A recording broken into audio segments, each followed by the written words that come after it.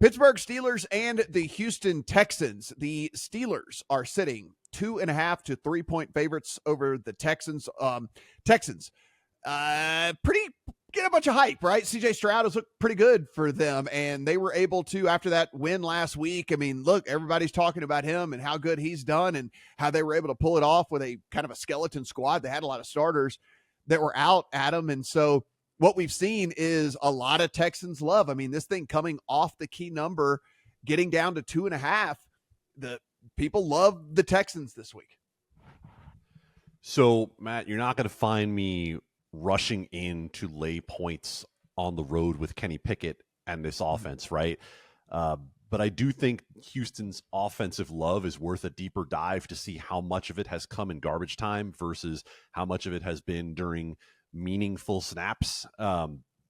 Just pump the brakes a little bit on CJ Stroud. Not a lot, just a little bit on CJ Stroud. And he's going to be facing this week by far the best pass rush that he's seen so far. So I think the question is going to be, can Houston run the ball? And we know that, that offensive line has been beaten up. We know that they have been able to get by despite the fact that they have been beaten up. On the other side of this, the Pittsburgh Steelers are the strangest 2-1 that you could possibly see thus far, right? I mean, you watch them through a couple of weeks and you have no idea how they were able to pull it out against Cleveland with getting a couple of defensive touchdowns, and then just a weird game against what I think might be a bottom 5 bad Raiders team overall. So, I'm not really sure how it's gotten to this point with Pittsburgh. I'm going to pass on this thing entirely. If I went anywhere, I would look at under, but that would be probably me being a little bit biased against Kenny Pickett and company, a team that was actually able to put up enough points last week to do its part on the team total side. Yeah, if we take a look at this, Steven, I mean, what we've got in this Texans squad is what I thought was going to be the complete opposite, basically. I thought they were going to really feature Dameon Pierce. I thought they would kind of ease CJ Stroud into everything, and that has been the complete opposite of what they've done. I mean, they are way up there when it comes to pass rate over expectation. You've got a guy that is sitting here against the Pittsburgh defense as a rookie with limited weapons, who's got a 235.5 passing prop this week. I mean, I think this Texans team, it's just a misread for me because I was going under assumptions, right? Like I was assuming how they were going to go with limited options at wide receiver, with a rookie quarterback, with outside of Tunsil, a questionable offensive line. And that I was just wrong. That's just not been the case. They've cut him loose. They've let him go out there and throw the ball a ton. And honestly, he's made some pretty good decisions and he's looked pretty good. And I think that if I don't have a play in my account, but the passing attempts here at 32.5, I don't think they're going to change. They have really no reason to change. They're not going to become a run heavy team all of a sudden, and certainly probably not against this Steelers team anyway. So my look is more of a prop here on the over passing attempts for Stroud, because I think they're probably just going to keep on doing what they've been doing. I like that angle, and I will say, as confident as you guys are about the Jags bouncing back from that game against Houston last week and buying low on them, is as confident as I am in selling high on Houston this week, because the cluster injuries at the offensive line didn't hurt them last week, but this is the front that could cause a lot of problems for CJ Stroud. When Houston has the ball, Laramie Tunsil and Josh Jones, a guard and their left tackle, both DMP all week. They're not going to play, on top of 6 other offensive line on IR, as we know at this point. They are outside the top 20 in adjusted sack yards. They're 25th in adjusted line yards. That O-line's doing nothing for them. And now here comes Pittsburgh with the number 2 pressure rate, despite blitzing at a rate outside the top 10. So I think Houston's box score last week was bolstered by, as I mentioned, Jags just being completely undisciplined, frankly, playing like idiots last week.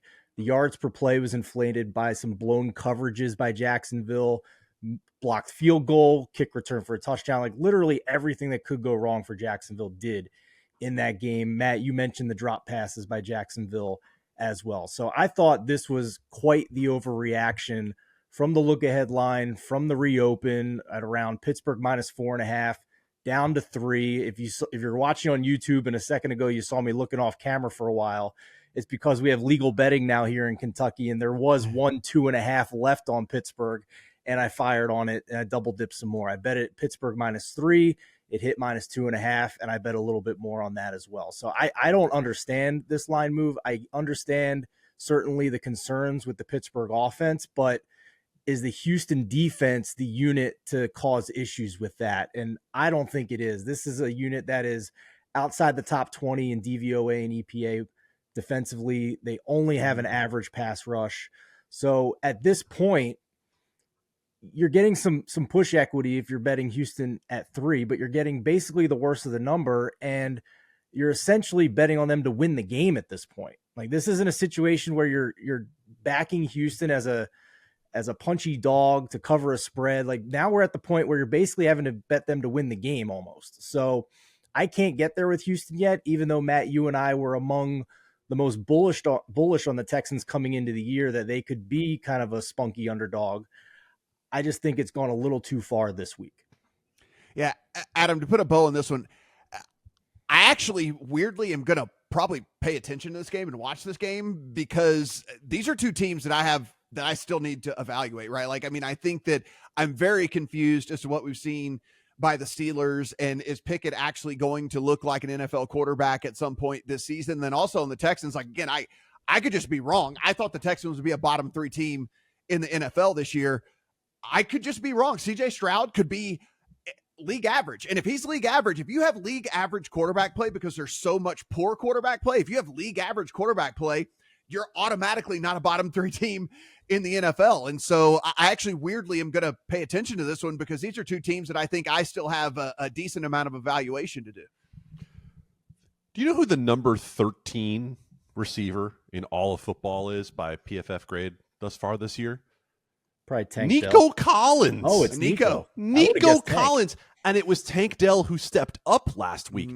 That's the part where I'm interested with Houston, is to say, not just CJ Stroud, maybe these weapons are a little better than we thought they were going to be, much the same as the Rams with Nakua and Atwell, where we didn't expect much out of these secondary pieces.